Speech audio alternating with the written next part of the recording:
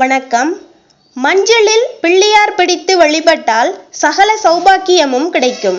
குங்குமத்தில் பிள்ளையார் பிடித்தால் செவ்வாய் தோஷம் விலகும்.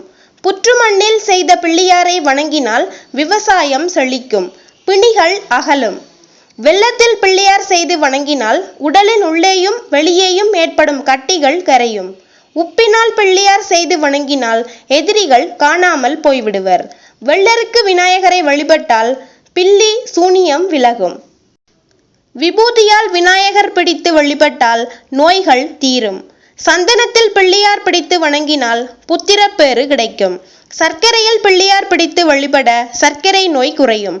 சாணத்தில் பிள்ளையார் பிடித்தால் சகல தோஷமும் விலகி வீட்டில் சுபகாரியங்கள் நடைபெறும். வாழைப்பழத்தில் பிள்ளையார் செய்து வழிபட்டால் வம்ச விருத்தி உண்டாகும். வெண்ணெயில் பிள்ளையார் பிடித்து வணங்கினால் கடன் தொல்லை தீரும். மேலும் இது போன்ற ஆன்மீக குறிப்புகளை தெரிஞ்சுக்க சேனலை சப்ஸ்கிரைப் பண்ணுங்க. நன்றி.